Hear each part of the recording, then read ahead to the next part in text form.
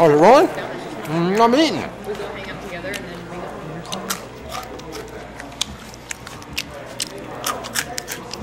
I'm gonna get the snacks out of my teeth. I know. Oh, the little Cuban guy. Excuse me, sir. Okay. Are we rolling now? I got Mario are. going like this, like that. And are we doing this, or were you saying you were rolling? Rolling. Okay, it wasn't by the ear. It was by the... Crazy, man. I don't know, I feel like I got pretzel in my teeth because... Oh, yeah, big time. Yeah, excellent. Good. Wonderful. Welcome to BeerAmerica.tv. He is... I'm throwing you out. You are... I'm John Pinkerton. And I'm Paul Leone. Welcome. I got my beer nerd shirt on and... Beer Canerd. Beer Canerd. Flying Saucer Hey, I here like in Fort that Worth. shirt. And hey, thanks. Cool. Hey. I love the Flying Saucer here in Fort Worth, so...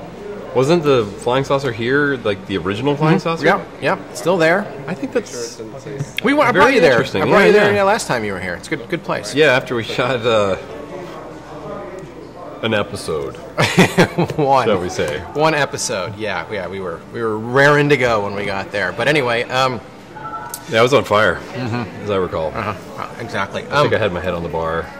So,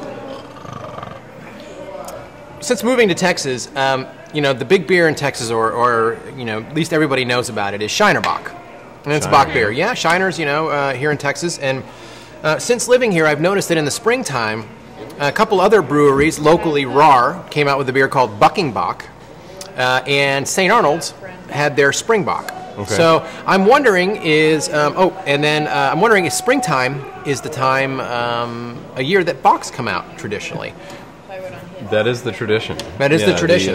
The old tradition in lagering, when they first kind of figured out lager yeast, they would brew the beers in anticipation of a nice kind of long cold period. They could lay these beers down in caves and bring ice to the beers and allow them to age slowly, which is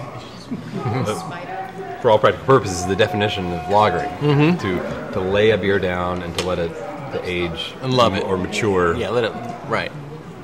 So right. And truth be told, there's a lot to that. I mean, it sounds sort of mystical, but the difference between the way a lager tastes between week 4 and week 6, and with especially some of the stronger ones like the Bock beers, 6 to 8 weeks and beyond. I mean, it's just like you go through these very distinct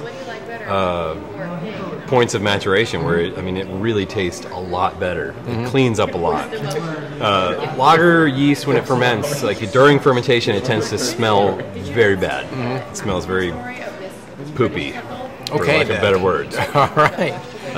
Not drinkable. Well, It smells rather septic.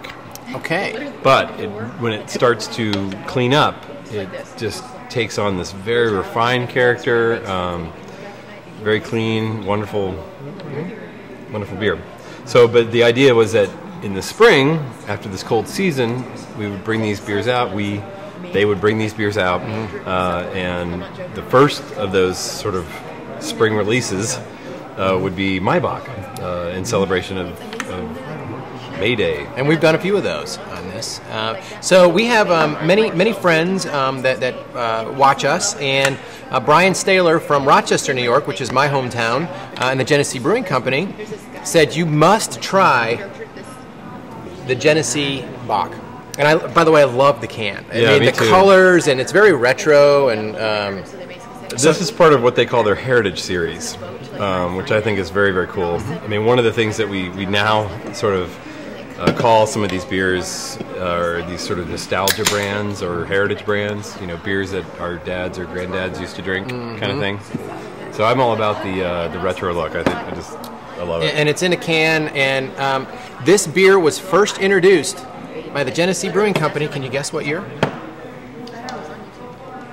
I was shocked when I saw it. 1908. 1878. Whoa. How about that? No kidding. Yeah. I mean, and I just, and you can just see this can, for those older folks, in your father's hand in the 70s, I mean, it's just very retro looking, or even in the 60s, don't you think? Actually, wasn't 1908 in the middle of Prohibition or something? I don't know if 08 it was, but somewhere around there it happened, and it all went away. But so I actually, he sent me like 4 of these, and I drank 2 of them. Usually I don't. So I've had this already, and I was a big fan. Well, this definitely fits the, well, what I would say the expectation being of the sort of the heritage. This would represent the lighter end of that box scale. But I mean, I want to put it in perspective. You know, you put this up against Jenny Cream Ale, and we're talking about a really malty beer.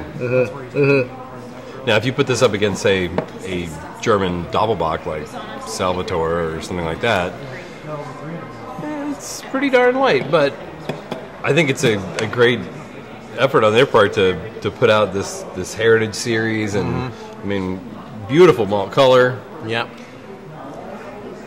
I think they do a good job, and you know, I know Genesee is usually is actually quite a large brewery that does brews an awful lot of beer. And we've done, like I said, we've done the Jenny Cream Ale, which, you know, I thought was really outstanding. I was afraid of it for years and years and years. So I'm sorry that this isn't distributed further. I have no idea how far it is, but he had to send it to me in Texas, and I've never seen it. Even living in Rochester, if I saw it, I didn't pay attention to it. So I've become a real fan of this, and it's too bad because I can't get it. But once again. Yeah, but you know, but having only had Shiner Bock and not really even thought about Bock beers in the past, now getting this, and you know, we'll do Bucking Bock, and we've done Spring Bock from St. Arnold's. The Bock style is really a nice style of beer, at least for me, because I'm a malt man anyway. So, well, and I think Shiner Bock's kind of a different animal altogether, because that kind of came about as a result of the fact that in Texas there are laws that say you can't call a beer of a certain alcohol percentage or something. I'm not even clear on what that is, but it's they end up calling it a Bock because you can't just put.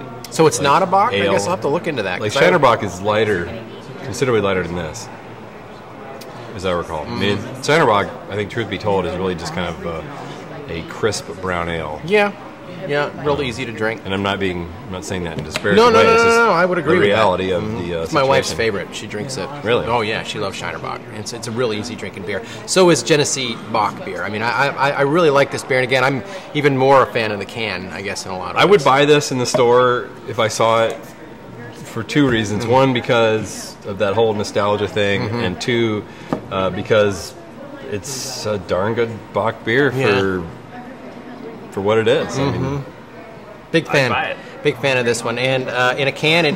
And just to go off track a little bit, you're hoping to get your brewery online, and you're thinking about canning your beers. Yeah, we after quite a bit of discussion at the conference this year with a lot of breweries. I mean, Adam Avery is putting his stuff in cans, and I actually got to see the canning line at Anderson Valley operating, and Oscar Blues only does cans. Of course, Oscar Blues, but just the more I talked about it with other brewers that are doing it, I'm starting to get more comfortable with the idea that it could be embraced as sort of our flagship brand. But I don't know, we're a little ways off yet. I don't want to jinx my I know, but we'll progress. keep you updated on his progress. I know we've been talking about it the last couple of years on and off. So Moon River to be able to distribute. So anyway, we've been talking about it long enough that people would actually be able to get it. Will be a nice thing, especially our viewers. You have to go to Savannah to get it now. So anyway, be a nice thing for everyone. Genesee Bock Beer, Brian, thank you so much for sending these. I appreciate it. We sent him a shirt in return, so that's all he asked for. Excellent. So cool. Yeah, this is great. Paul at BeerAmerica.tv. Pink at BeerAmerica.tv. Send a hate mail to Pink at BeerAmerica.tv and just send all the love to me. What's wrong with that guy? Cheers. Cheers. See y'all later.